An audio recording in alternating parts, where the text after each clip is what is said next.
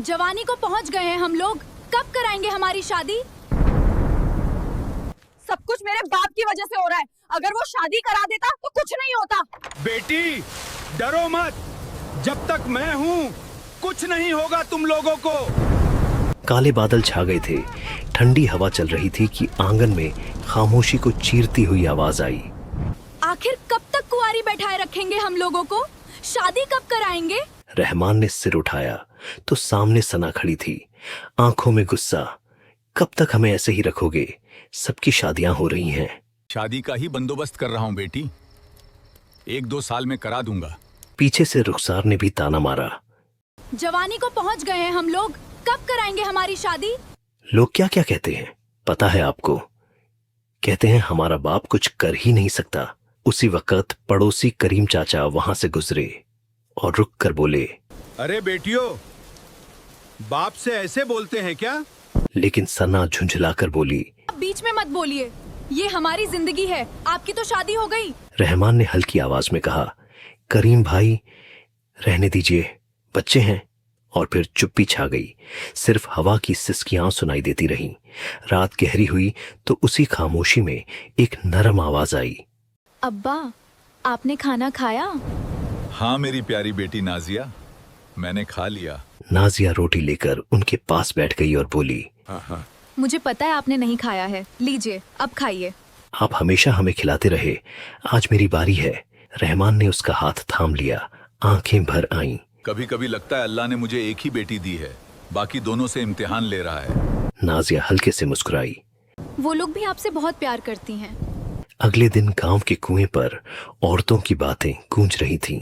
रहमान की दोनों बड़ी बेटियों से तो अल्लाह बचाए, वो अपने बाप को भी उल्टा सीधा बोलती रहती हैं। सही कह रही हो रुखसाना, सबसे सीधी छोटी बेटी नाजिया है। अगर वो काली ना होती तो उसे अपनी बहू बना लेती। ये सब सना ने सुन लिया और गुस्से से घर जाने लगी। सब कुछ मेरे बाप की वजह से हो रहा है। अगर वो शादी करा देता तो कुछ नहीं होता। घर आकर फिर बोली, अब तो पूरे गांव में हमारी बदनामी हो रही है, सब आपकी ही वजह से है अब्बा। और रहमान हमेशा की तरह चुप रहा। शाम ढली तो अचानक तेज तूफान आ गया। हवा चीखने लगी, बारिश मूसलाधार बरसने लगी, दरवाजे जोर जोर से बजने लगे। रुखसार घबरा गई। ये क्या हो रहा है? मैं यहाँ नहीं रह सकती, समझे? मगर रहमान दरवाजे को थामे खड़ा रहा। बेटी डरो मत, जब तक मैं हूँ कुछ नहीं होगा तुम लोगों को। तभी नाजिया दौड़ती हुई आई। अब्बा हटिए, आपको तो बुखार है ना, मैं हूँ ना, मैं कर लूंगी, हट जाइए। मुझे कुछ नहीं हुआ है बेटी। मुझे पता है आप ठीक नहीं हैं। मगर नाजिया जिद पर अड़ गई। मुझे पता है आप ठीक नहीं हैं। और खुद आगे खड़ी हो गई। तेज हवा और बारिश उसके चेहरे पर पड़ती रही, लेकिन वह अपने बाप को बचाने के लिए डटी रही। रात और गहरी हो गई, तूफान थम गया, मगर रहमान की सांसें भारी हो गईं। सन्ना की आवाज कांपी। अब्बा, अब्बा क्या हुआ आपको? उठिए। कुछ बोलिए ना।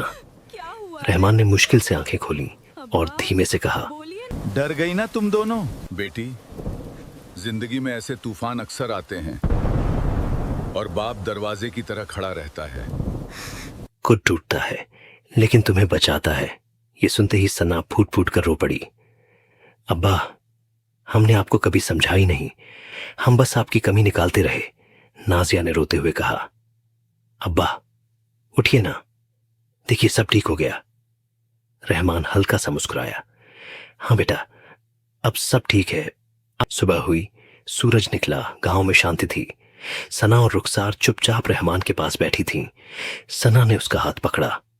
अब्बा हमें माफ कर दीजिए, रुखसार बोली।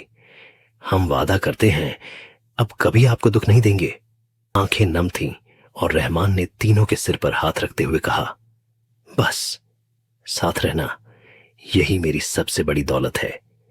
और उस दिन सबको समझ आ गया कि बाप की असली कीमत उसकी खामोशी में छुपी होती है, जो हर दर्द सहकर भी सिर्फ अपने बच्चों की खुशी चाहता है।